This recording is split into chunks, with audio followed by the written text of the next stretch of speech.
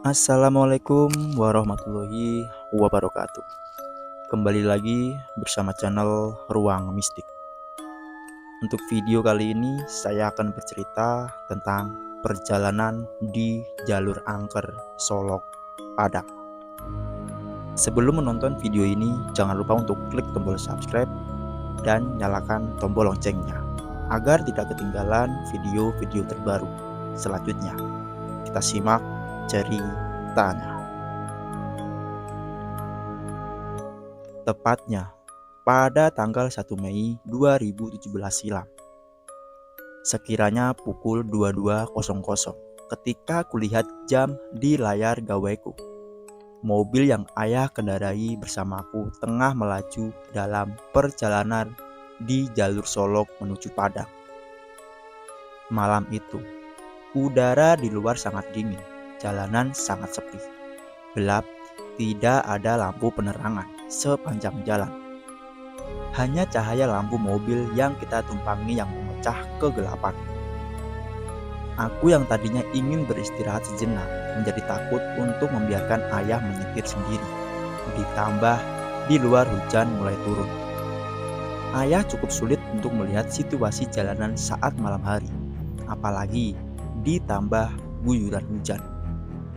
Selain karena penglihatannya yang mulai kurang jelas, tentunya karena memang tidak ada pencahayaan lampu jalanan sama sekali. Kubuka gawaiku untuk melihat Google Map, sementara di luar hujan turun kian deras. Ayah beberapa kali melihat kaca spion mobil, seperti memastikan ada kendaraan lain yang melintas di jalanan ini. Namun nihil. Malam itu benar-benar sepi mencengkam. Pepohonan di kiri kanan jalan seolah membawa perjalanan kami semakin dalam menuju kegelapan. Setelah beberapa kilometer perjalanan, kini kami melewati jalan yang penuh pohon-pohon besar di kiri dan kanan. Sementara di balik pepohonan itu terdapat jurang yang begitu curam. Karena kami berdua, aku merasa harus tangkap menghadapi situasi apapun malam itu. Ayah yang berulang kali mengeluh akibat rabun membuatku sedikit cemas. Namun, kami merasa sedikit lega.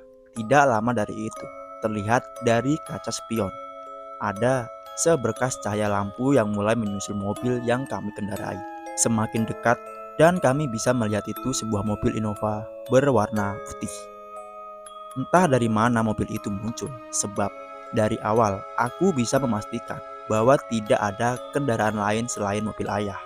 Tiba-tiba, sering, terang sekali, mobil Innova putih itu menyalakan lampu yang terang sekali. Itu membuat ayah sedikit terbantu untuk melihat jalanan di depan yang diselimuti kegelapan. Ayah memacu mobil mengikuti mobil itu yang menyalip. Selama 10 menit kami mengikuti, aku merasakan sesuatu yang aneh. Mataku terasa berat untuk tetap terjaga. Namun, aku berusaha untuk melawannya. Sementara ayah terlihat tetap berusaha membututi Innova putih itu. Samar-samar, kulihat mobil di depan kami belok ke kiri. Sebelum aku benar-benar tak kuasa menahan kantuk yang mengelayut. Aku cepat-cepat mencegat ayah yang ingin turut membanting setir mobil kiri mengikuti mobil yang di depan kami sebelumnya. Ayah sontak menginjak pedal rem. Dia tergelagak. "Ayah, mau kemana? Kita mau pulang kan? Lurus saja ya. Tidak ada jalan belok di sini," kata aku. Aku sangat ingat jalan di sini tidak ada simpang, hanya ada jalan lurus saja.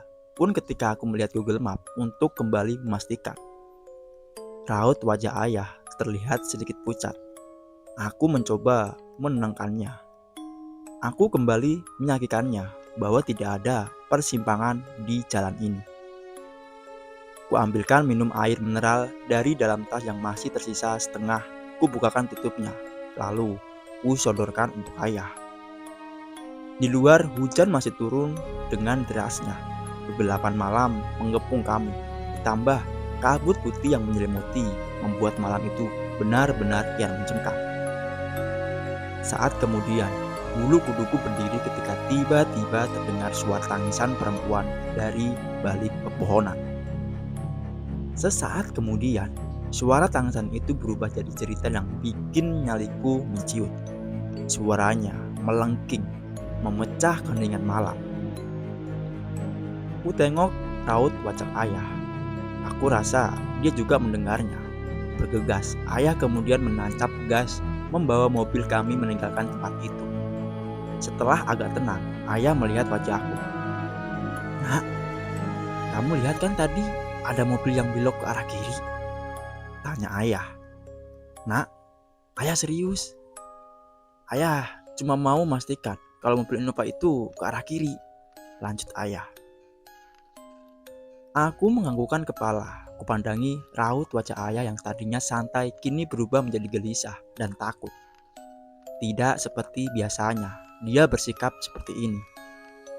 "Kenapa ya?" tanyaku balik. Ayah mengelus dada. Suasana hening sejenak.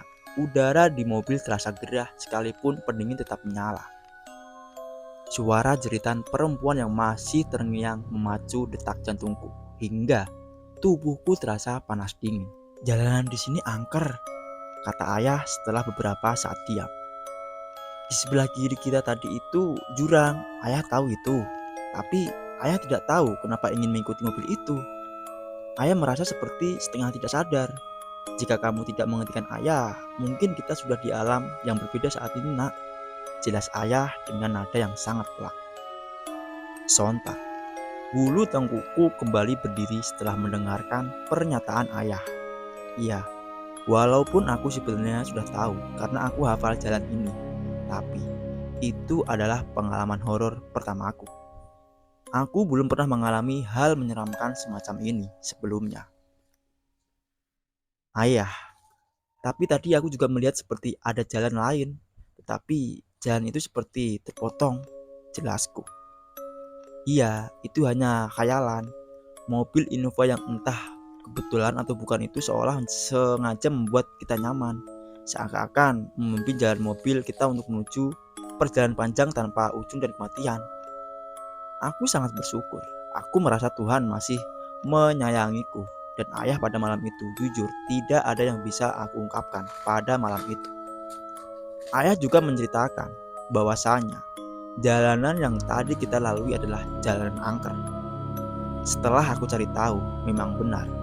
Jalanan dari Solok menuju Padang itu dikenal angker. Konon, sudah banyak memakan korban. Korban di sana rata-rata sepasang kekasih atau perempuan dan laki-laki.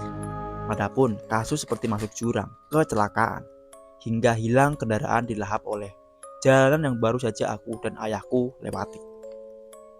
Mulai hari itu, aku tidak pernah mau tidur ketika dalam perjalanan sebab trauma malam itu. Jalanan dari Solok menuju Padang memang melewati hutan yang dan kiri kanannya terdapat tebing dan jurang. Selama perjalanan tidak ada tikungan maupun simpang, jadi hanya ada jalanan lurus. Cerita pun selesai. Saya akhiri. Assalamualaikum warahmatullahi wabarakatuh.